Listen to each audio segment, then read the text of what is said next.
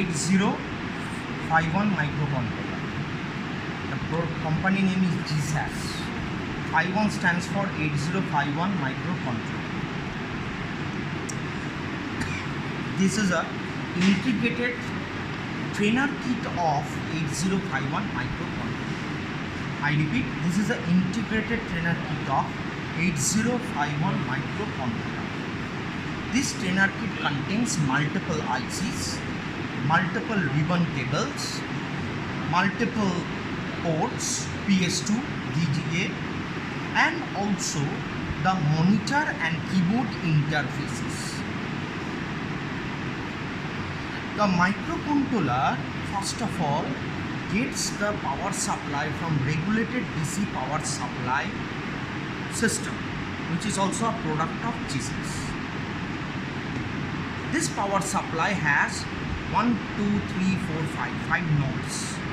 First is blue, next is green, next is yellow, next is red, next is black. Black stands for complement.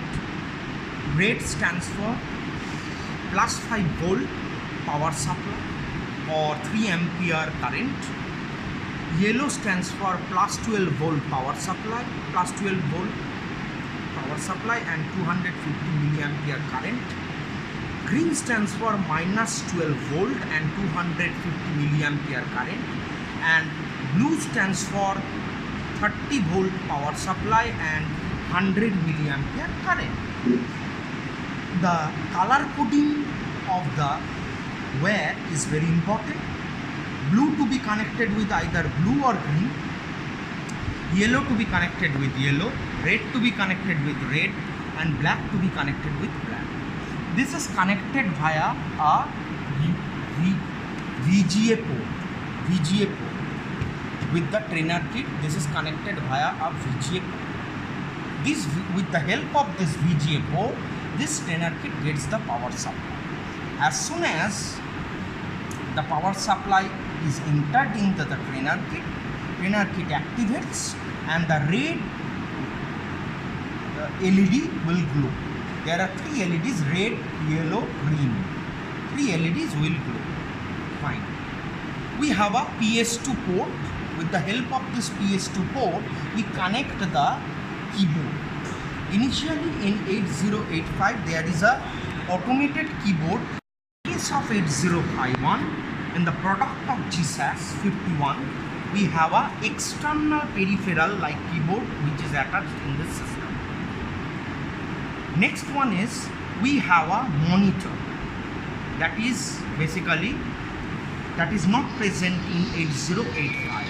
We observe there the LED display, but here we are observing the monitor. Next, we have a crystal oscillator circuit, the battery. The battery is basically responsible for generating the clock frequency of the microcontroller. The clock frequency of this microcontroller is controlled by this crystal oscillator circuitry. In case of 8085 trainer kit, the crystal oscillator circuitry will generate 3 MHz frequency. But in case of 8051 microcontroller trainer kit,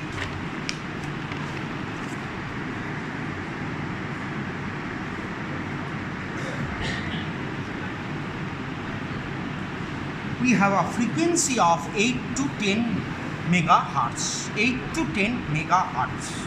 Next, reset. Reset pin is help us to reset the ICs present in this trainer kit as well as to shifting the modes. For example, when we are writing programs in the trainer kit, we are in the command mode. And when we are basically communicating with the IO devices, we are in serial mode. So to shift from the command mode or serial mode, we are basically using the reset pin. Reset pin is also helping us for writing program, for displaying the result, etc. etc. The break key is used for the interrupt. Whenever we want to stop any program, which is currently running in our system. If we want to stop it immediately, and if we want the control to return to the ISR, that is system defined. ISR stands for interrupt service routine. There are multiple ISRs. Each of the ISRs is written for the particular program or particular interrupt handling purpose. Very interesting. There is a deep switch available over there. There are 1, 2, 3, 4, 5, 6, 7, 8. Total 8 deep switches present. Switch number 1, this is on and this is off. Switch number 1 is always should be in on. And if I make switch number 4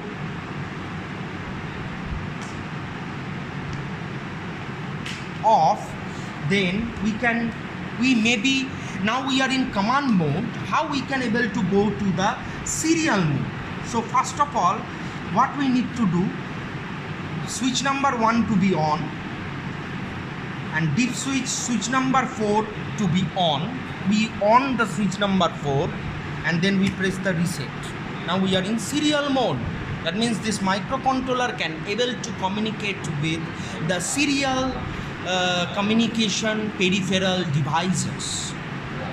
Okay, which is this mode changing operation is not observable in 8085 because it does not support any peripheral, neither it supports the inbuilt memory, RAM or ROM, internal or external memory is not supported.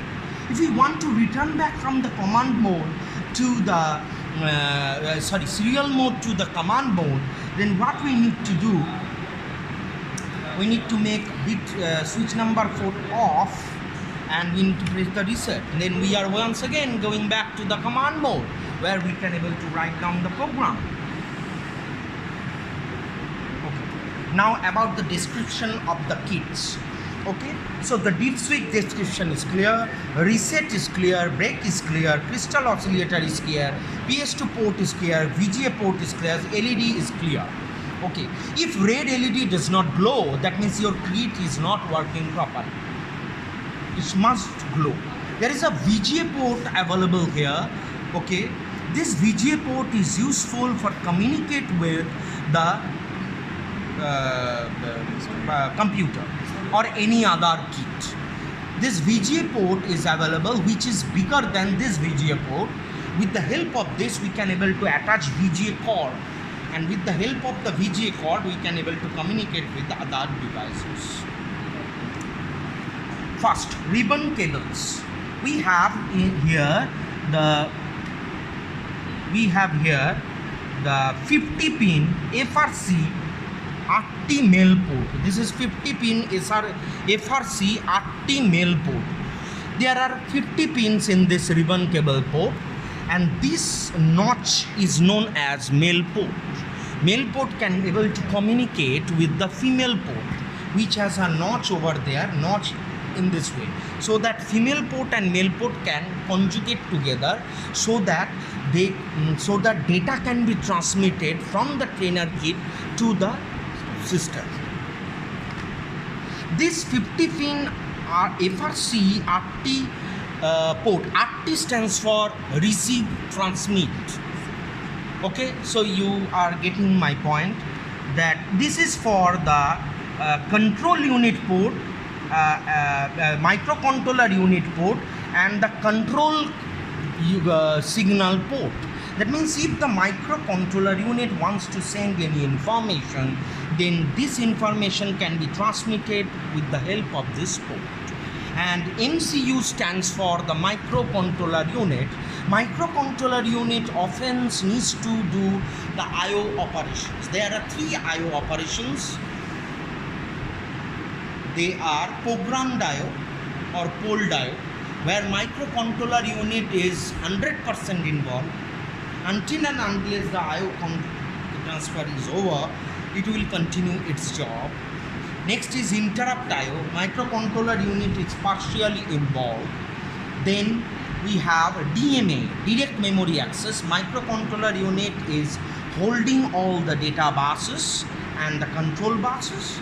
the DMA controller is requesting for the data, the data bus, control bus and address bus.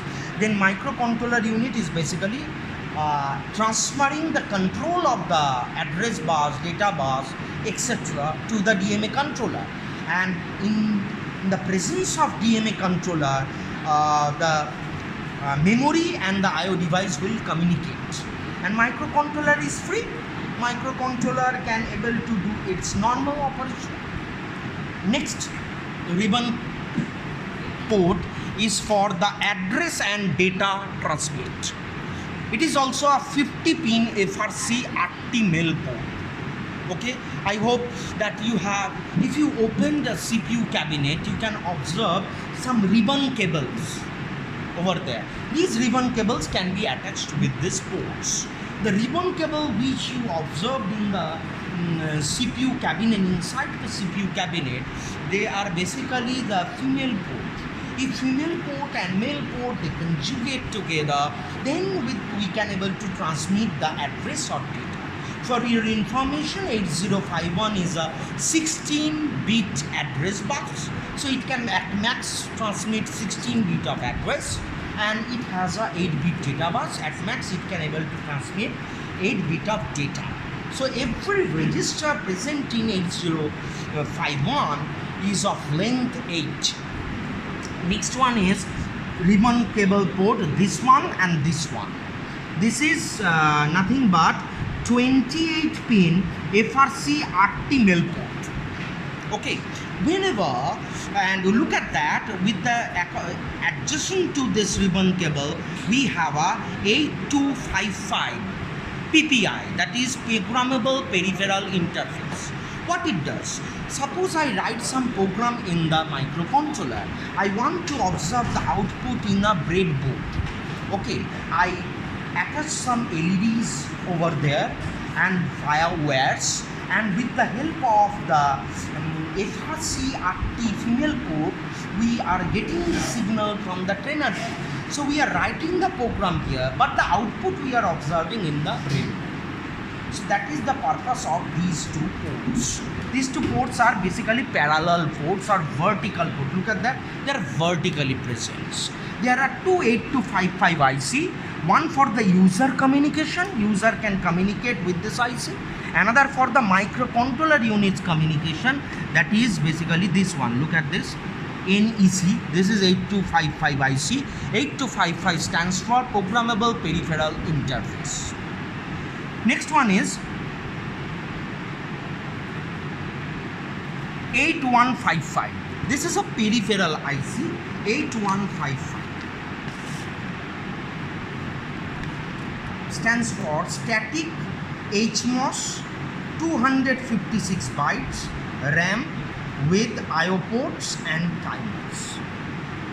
I repeat, Static HMOS. HMOS stands for High Speed MOSFET. Okay. Static means they will not change their behavior, just like static RAM, dynamic RAM. So this is basically static RAM. This is not dynamic RAM. What is the difference between static RAM and dynamic RAM? In static RAM, number of transistors is large, or there are more number of transistors. In dynamic RAM, there are limited number of transistors, 1 or 2 at max. Static RAM does not contain any capacitors. That's why static RAM needs a constant power supply. But dynamic RAM does not need any constant power supply because it has a capacitors.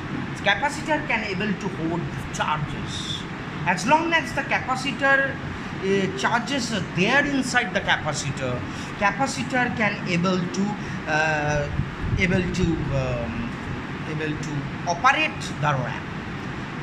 But there is a problem with capacitor that it very soon, very quickly it discharges.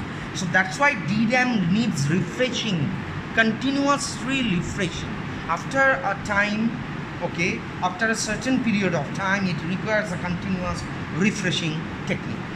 Okay, with I/O ports and timers. What do you mean by I/O ports? Naturally, I stands for input, O stands for output. This is an input-output port, and with the help of this port, the microcontroller unit can able to perform the data transmit, data receive operations.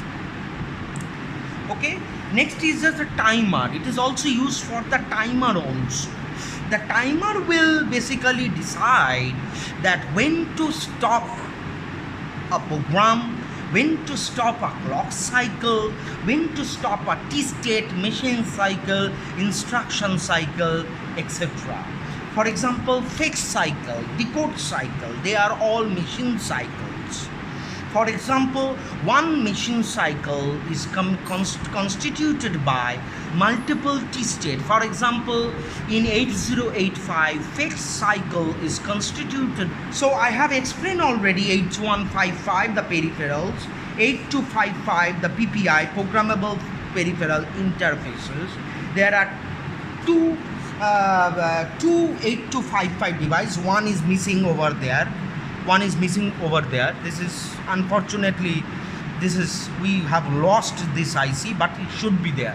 So there should be two 8255 programmable peripheral device, both to be used by the user, and there is one 8255 to be used by the microcontroller system. Next one is 8253. Yes, this is 8253. 8253 stands for programmable interval timer. Programmable interval timer, this is a peripheral device. This is separate from the microcontroller. This is a peripheral unit of the microcontroller attached with this trainer kit. This will help us to calculate the timing and control signals, and it will also help us to calculate the clock period, time, etc.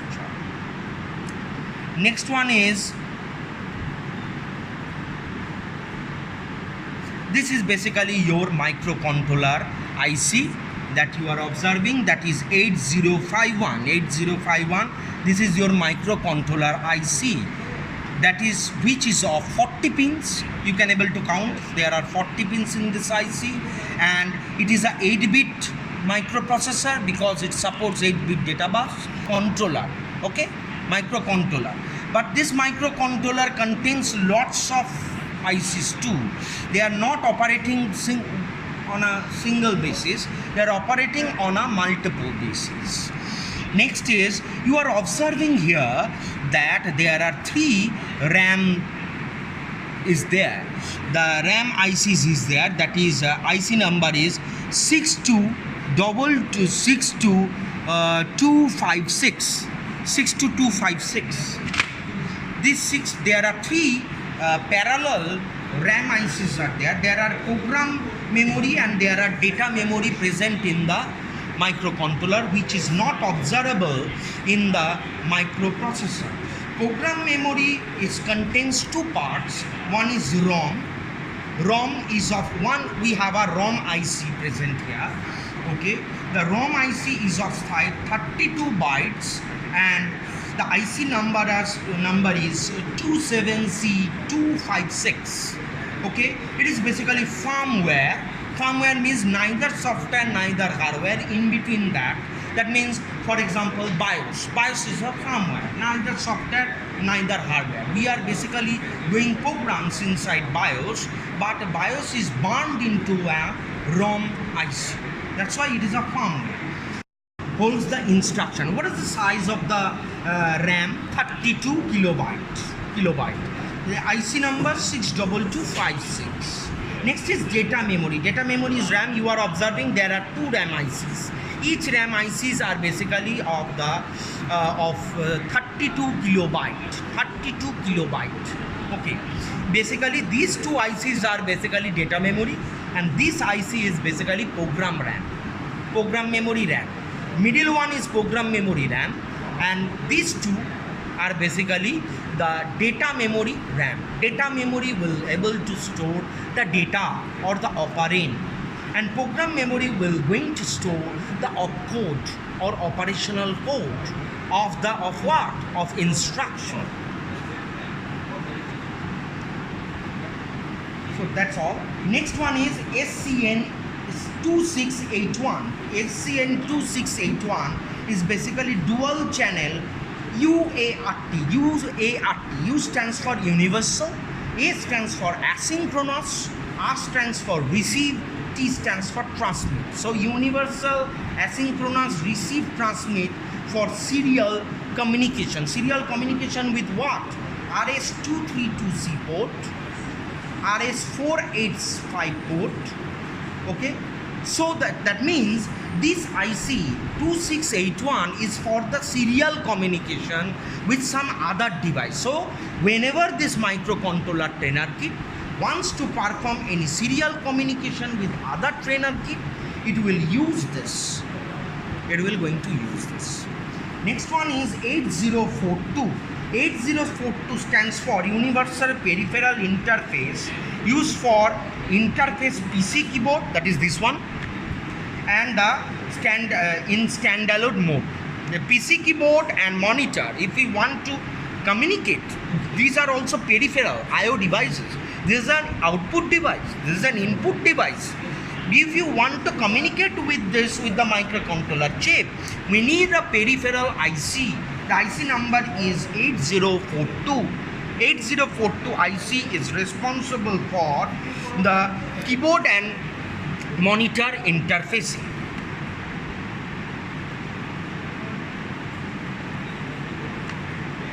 Look at that.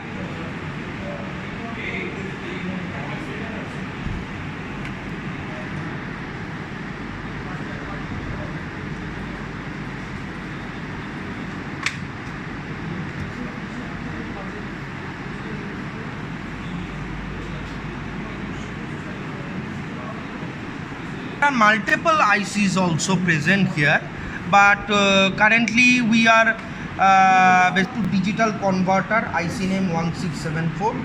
Analog to digital converter will convert the analog signal into digital form.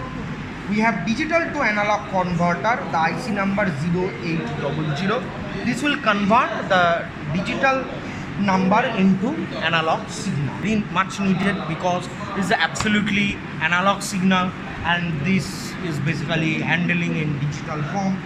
Interrupts, we have external interrupts, we have INT0 used for implementing single stepping. We have breakpoint interrupts, which is occurred with the help of the break keyword. We have user break switch, that is this one. We have INT1 available. INT stands for interrupt, 1 stands for interrupt of type 1. This is INT0, interrupt type 0. We are going to explain these interrupts in the future. Next one is, we have interface signals. First is bus. We have some bus systems. We have single chip mode. Okay, there is a in single chip mode, microcontroller unit is available through a 50-pin ribbon cable connector, that is this one. So whenever we are communicate with the single chip mode, we are basically microcontroller unit is basically connected with the ribbon cable connector. Parallel IO, whenever we are using the 26 ribbon cable port, we are using the parallel IO. So parallel IO, we are using this ribbon cable. Serial IO, RS232C pin, and onboard 9-pin D-type female port connector is there, and it is connected with the RS485 through onboard 9-pin D-type male connector, that means this one, okay, and connector, or USB through onboard USB type B connector. So both the female and male port are connected, and we can able to communicate, we can able to perform serial IO communication. In parallel IO communication, what happens is that the source and sender both are communicating at the same time. But in serial IO, only at a time one can communicate. Either microcontroller will communicate, then external device have to wait, or external device need to communicate, microcontroller should be wait. That is happened in serial IO. But in parallel IO, both are communicating. Next is printer. We have a printer cable available, that is printer cable pointer port is available, that is 25 pin D-type female port connectors. Next is timer signals. We have 8253 with the help of the 8155 timer signals, and with the help of them we can able to generate the timer signal. Analog signal, we have analog to digital converter, we have digital to analog converter. With the help of that we can able to generate the analog signal. And also we have power supply requirements, that is plus 5 volt and plus 12 volt. Okay, now we are jumping into the program.